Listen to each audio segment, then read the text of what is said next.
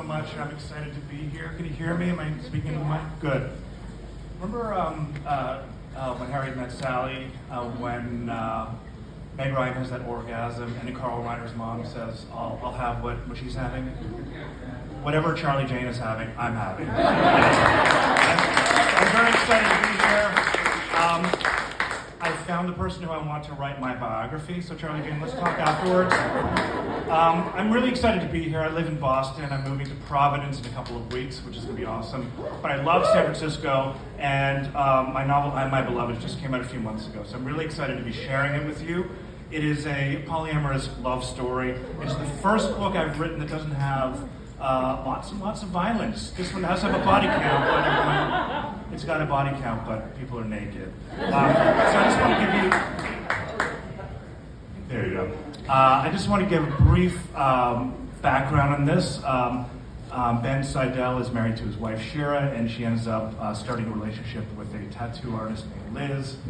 Ben struggles, like so many people I know, to find somebody that works for him, and eventually he meets Pamela, and we're about a few months into their relationship, and he's gotten her pregnant by mistake, and has just returned from a BDSM picnic that he's gone to with his wife, his wife's girlfriend, and her triad partners, and Pamela is not happy about that. So that's where we are now.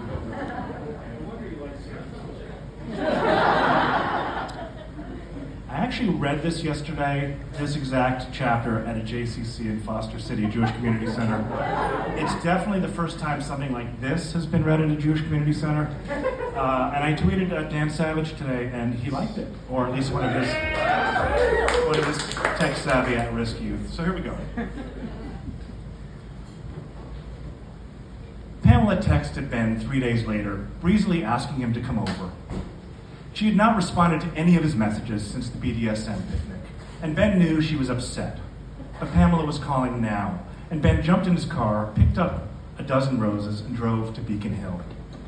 Pamela opened her apartment door wearing a light summer dress. It had only been a few days since they had seen each other, but there was something different about Pamela. Ben could just make out a vague strawberry patch around the wings of her nose where Pamela had tried to cover up a subtle burst of rosacea with one of her expensive masking creams. I've been spotting, Pamela said. A husky rasped her voice. Ben's whole body went ice cold, and he dropped the flowers, gathering Pamela into an embrace. What? Just some blood in my underwear. The internet machine says it's no big deal. Otherwise, it's cancer, but it's always cancer. What do you mean it's not a big deal? This could be a huge deal. Stop, Ben. I'm freaking out, okay? I need you to be strong for me. What's your doctor's number? I'll call right now. It's just a light flow, nothing like menstrual blood. It's pretty common during the first trimester. It should go away in a few days. But in the meantime, I'm really goddamn scared, and there's always, what if it gets worse? I can't lose this baby. Of course not. What do you need me to do? Just stay with me a while, be with me. I'm scared. I can't do this alone. I hate to say this, but I need you. Ben, I need you. Ben followed Pamela to her bedroom and lay beside her on the bed. She rested her head on his chest, sighing deeply. What am I going to do? You're going to have this baby. Yes, but then what? When it comes down to it, I really am alone. Ben sucked in a deep breath and gritted his teeth. You're upset because I went to the picnic. I get it. Believe me, there's nothing I would have rather done than spend the day with you. Those words don't mean anything. Don't you understand? You didn't respond to my text. I was trying to show you how much I love you, even though I was sad you went to the picnic. I was trying to be an adult, trying to be accepting, trying to show you that I understand that you're free to do things without me. And you just left me hanging. What text? I always respond to your text. Keats' letter to Fanny Braun. Ben had no idea what she was talking about. Pamela spoke now in that formal Ivy League English major tone, almost stagey in its crispness. I almost wish we were butterflies and lived but 3 summer days. 3 such days with you I could fill with more delights than 50 common years could ever contain. I saw it, and it was lovely, and I responded as soon as I could, Ben said. I was driving back from the picnic. Shira was in the passenger seat beside him, Liz in the back seat, the 3 of them deconstructing the mess of that afternoon until through a whirl of accusations, apologies, and promises to be more mindful moving forward. Home now, tired is not a response. I was trying to be loving, and you dismissed me. You need to do better than that if I'm going to be carrying your child. Much better. I refuse to do this alone. After Ben had dropped off Liz in Jamaica Plain, he and Shira had gone home and made love, palliatively, almost regretfully, as if to acknowledge that the state of their relationship had passed beyond their control. I'm sorry, Ben said. I messed up. What can I do right now to make things right? Just kiss me. I need to be close to you. They kissed and their teeth clacked together, and Ben gathered Pamela into his arms, heart pounding as if they were kissing for the first time. He brushed some hair from her eyes and kissed her face, fingers tracing along the pulsing vein in her neck, hands sweeping in slow concentric circles around her breasts, lightly pinching her left nipple. Ouch, Pamela said. Sorry, Ben said. I forgot. It's okay. Pamela rolled onto her back. I'm hating my body right now. Don't do that. What you're doing right now, is it beautiful? Just stop with that. I don't need a lecture right now on the wonders of motherhood. They lay in silence together, and Ben tensed up again, wondering what he was supposed to do. He knew Pamela wanted him to give her pleasure, but he didn't know how. He slid his hand down between her legs, and Pamela gripped his wrist. He stopped, shifting his arms stiffly to his sides.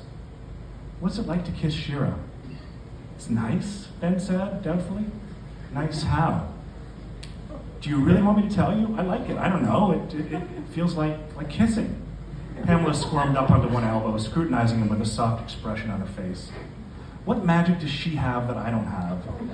Is it just that you've known her a long time? Is that it? She's like an old habit you can't kick? That's not fair. Please, please, please, please don't tell me about fair. I'm sorry, but you asked. I'm the double caramel ice cream sundae in your life. I'm that sweet treat you get to look forward to when life gets you down. That's not it. You know that's not it. Everything I get from you is secondhand. Your kisses, your tried and true techniques. Was it Shira who taught you to focus on the clit when you go down on me? Was she the one who set your rhythm when you make love? I want something that's just for me. Something you've never done with Shira. Just for me. Just for me. Pamela's voice trailed off. All right, Ben said. I want to give it to you. I won't hold anything back. Pamela's eyes lit up. Thank you. I want to give you an experience you've never had before. I want us to explore together. You went to that picnic, and I asked myself, why was I being so timid with you? Why didn't I just come out and ask you? Because I know you will enjoy this. Pamela reached behind her and opened her dresser drawer, producing a thick black oblong box, roughly the size of a hardcover book. I used to do this with Dane, and he loved it. It just totally made him go off. Dane had been Pamela's boyfriend for 3 years after graduate school. They had tried living together in a sort of engaged-to-be-engaged situation, which broke down not long after Pamela realized he was an inveterate slob who was unable to respect her need for an orderly living space. But he had been her longest-lasting boyfriend, so it was only natural that they had tasted more at the sexual buffet table than she and Ben could have in their brief time together. So yes, Pamela said, I need you to trust me. I do trust you. Pamela lifted the top off the box and produced a pink, rubbery item that resembled a moderate... Are we all going to die? Whatever... All right. I'm not ready to die tonight, so if Pamela lifted the top off the box and produced a rubbery item that resembled a moderate-sized rubber penis about the same size as his own. Ben was pretty sure he knew what Pamela wanted to do with it, and his butt cheeks clenched protectively. You like it when I stick my finger in your ass, don't you, Ben? In the moment, I guess I do, but this is no different. Maybe a little bigger, but it will feel good, I promise you. I believe you. I'm open to trying it for you. Not just for me, for you. Pamela reached into her dresser drawer and removed a small plastic tube. She unscrewed the cap, squeezed, and applied the clear jelly to the dildo. Take your clothes off. Let's do this. Now? Strip, Pamela ordered, and began salaciously humming the tune of the stripper. Ben reluctantly climbed off the bed. What is that? Amber alert. Oh, shit. Okay. All right, good. I turned off my Amber Alerts. Am I a terrible person for that? All right. Ben reluctantly climbed off the bed. He hated to be on display. He had definitely never done this with Shira, but he wanted to keep Pamela But if he wanted to keep Pamela, there needed to be a healthy give and take. Only this time, he had to meet her more than halfway. He slipped off his pants joylessly, and Pamela cheered him on. "Come on, you sexy man." Ben had never felt less sexy. He stood naked before Pamela, his penis flapping dismally against his... It's totally dark up here. His penis flapping dismally against his thigh. Pamela climbed down off the bed, sank to her knees, and began working him with her mouth. It wasn't long before he was rock hard and ready to go. "Up on the bed," Pamela said, "on your hands and knees." Pamela remained fully dressed, and something about this imbalance, his nakedness against the armor of her clothing, stirred something in him. "I'll start with one finger," Pamela said. "I know you like that." "What?" "Wait a sec," Ben said. "Okay, I'll take it slow, I promise. Just know that I love you, and we are doing this together, for each other." Ben could never imagine himself allowing Shira to do this to him, because she had seen him on the toilet in the morning more than once, and that removed any mystery there may have been about what went on back there. At first, Ben felt a sharp pain as it entered. He cried out and considered telling Pamela to stop. "Shh," Pamela soothed. "The pain will pass." Pamela held it in place, just the tip, as his muscles relaxed and slipped all the way inside him. "Let's just hold it there for a moment," Pamela said. "Nice and easy. You're doing a great job."